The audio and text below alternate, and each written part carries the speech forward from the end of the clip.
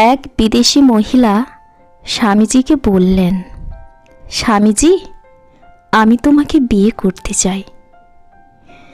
স্বামীজি বললেন, কেন?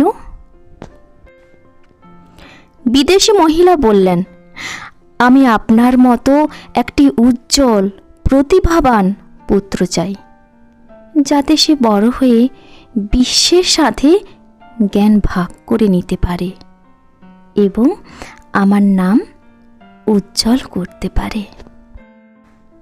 স্বামীজি বললেন, দেবী, আমি একজন হিন্দু ব্রহ্মচারী মানুষ। শাস্ত্রমতে আমার বিবাহ করা নিষিদ্ধ। তবে আমার মতো না হয়ে আমি নিজেই আপনার পুত্র হয়ে আপনার ইচ্ছা পূরণ করতে পারি।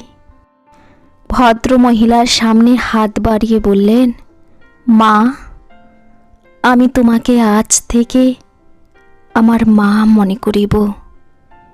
এখন তুমিও আমাকে তোমার সন্তান রূপে পেয়েছ, আর আমার ব্রহ্মচর্য খণ্ডিত হবে না।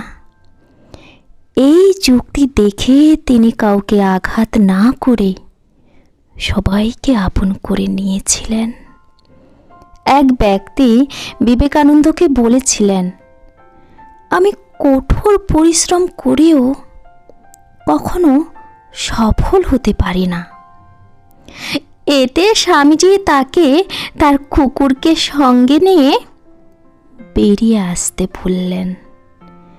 তিনি যখন ফিরে আসেন তখন কুকুরটি ক্লান্ত ছিল, কিন্তু তার মুখ উজ্জ্বল ছিল।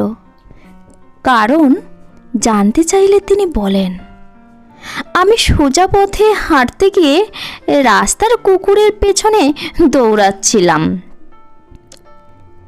স্বামী বললেন, এটা তোমার উত্তর।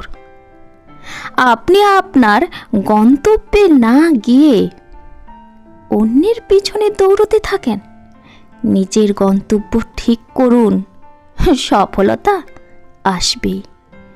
স্বামী বিবেকানন্দ আমেরিকায় এক মহিলার কাছে থাকতেন, যেখানে তিনি নিজের খাবার কিন্তু নিজেই রান্না করতেন। স্বামী বিবেকানন্দ একদিন খাবার খেতে যাচ্ছিল। এমন সময় কিছু ক্ষুধার্ত শিশু এসে কাছে দাঁড়ালো।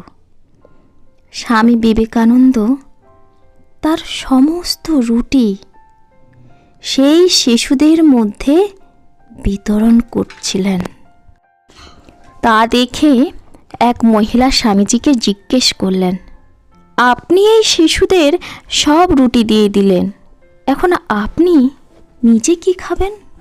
তিনি হেসে এর উত্তর দিলেন, রুটি হলো পেটের আগুন নিভানোর জিনিস। এই পেটে না গিয়ে ওদের পেটেই গেল। আসলে পাওয়ার আনন্দের চেয়ে দেওয়ার আনন্দ অনেক বেশি। স্বামীজি বলতেন, যা পারো নিজে করে যাও, কারো ওপর আশা বা ভরসা কখনোই করো না।